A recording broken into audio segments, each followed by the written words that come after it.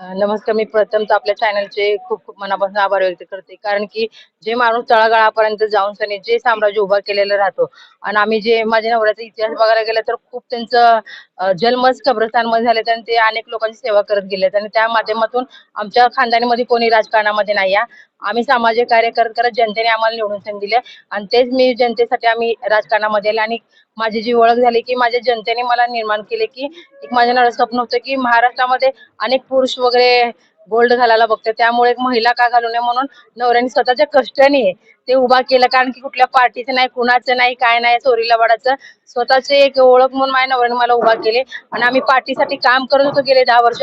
पार्टीने आम्हाला काही दिले नाही, कुठले पद दिले नाहीत, काय नाहीत. आम्ही राबलो केलो, आमचे स्वतःचे पैसे घालून तरी आम्ही एवढं मोठं काँग्रेस पक्ष जिवंत ठेवलो. कार्यकर्त्यांना, महिलांना मला साड्या वगैरे वाटप करत आणि जो प्रभागाचा जेवढा जे विकास केलेला आहे, कुठल्या आमदारची खासदारची कुठलीही निधी नाही आहे. स्वतः माझ्या वैयक्तिक मी अनेक आंदोलन केले जनतेसाठी. ते निधी खिचून सनी आणून सनी आम्ही हे एवढं मोठं साम्राज्य उभं केलं आणि आज जे आमचं काम कार्य बघून सनी भारतीय जनता पार्टीने आम्हाला ह्यांच्या पक्षामध्ये घेतलं. आणि मेन जनतेला काय हवं राहतं की सत्ता महत्व राहतो की नागरिकांचे प्रश्न सुटण्यासाठी. त्यामुळे मी जनतेसाठी बीजेपी मध्ये आम्ही आलो आणि विकास महत्वाचा आहे.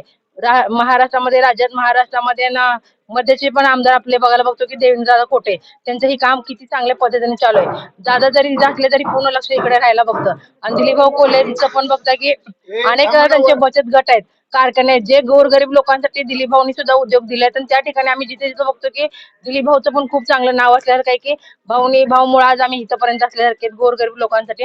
आणि ह्या सगळ्या लोकांनी जे आज आम्हाला एवढं घरोघर सत्कार वगैरे केला हे केवळ की एक भारतीय जनता पार्टी आणि आमचं कामाचं श्रेय आणि दिलीप भाऊ यांचं श्रेय आणि विनोददादा भोसले म्हणा, बाबा करगुळे म्हणा, विजयताई खरात म्हणा, या सर्व लोकांनी, जे वृद्ध लोक म्हणा, जे महिला आहेत आमच्यासोबत फिरतात, हे खरं मी त्यांचे आमच्यासोबत त्यांचे काम धंदे सोडून यालेत.